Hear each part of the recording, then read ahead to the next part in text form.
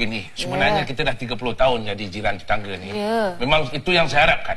Kita nak promosikan supaya hidup kita ni rukun, aman dan damai. Betul. Tapi ada satu perkara yang selama 30 tahun, Cik John kita ni menyakitkan hati saya. Apa dia? Saya tak suka betul dengan burung dia. Pukul 2 pagi, bangun burung dia. Pukul 6 pagi, bangun lagi. Satu malam saya nak tidur berapa kali burung dia nak bangun ni. Hei, kenapa burung aku tak pernah kacau aku asal dia boleh kacau kau? Burung aku tak pernah kacau aku. Dia nak bangun, dia bangun. Dia tak nak bangun, dia tidur.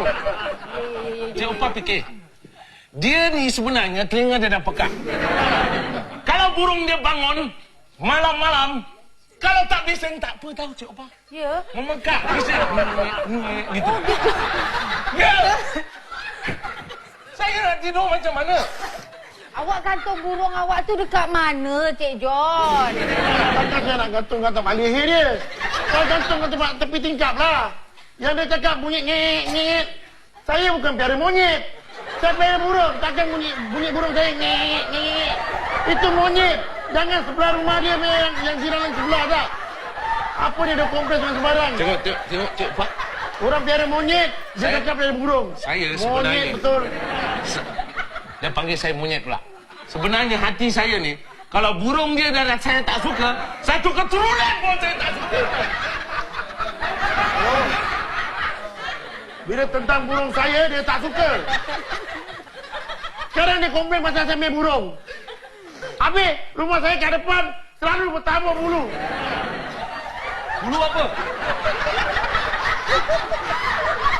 Cik Opa. Ucap Cik Opa. Biar saya tanya Cuba dari... nak bayangkan. Cik, Kalau Opa, saya nak kenal. nanti, saya nak tanya, nanti dia sakit hati lagi. Cik Opa tanya. Bulu apa? Dia tanya. Bulu apa, Cik John? Kalau nak cakap bulu-burung, saya boleh bezakan. Bulu-burung saya dengan bulu yang kat depan rumah saya tu. Lain. Dia punya bulu kucing berterabur kat rumah depan saya. Ada faham? Senang cakap lah. Anak saya sampai kena demam. Demam bulu kucing. Cik Opa, saya beli kucing ni mahal tau. Ini kucing parci. Dia size sebenarnya kecil. Tapi bulu dia saya piara ni dah 30 tahun panjang macam ni. Saya hantar kucing saya pergi rebonding. Ingat mahal murah. Dahlah, Cik John. Awak gantunglah burung awak tu dekat mana-mana. Janganlah gantung kat tepi. Takkan sampai bila-bila saya nak gantung burung saya. Habis, burung saya tak boleh bergerak lah dia macam. Diam aja. Dia kalau kasih makan dekat dalam tak apa tau Cik Opa. Dia bawa burung dia keluar. Simpanlah kat dalam. Saya cakap betul-betul tau Cik Opa. Saya bukan nak kerja apa lah.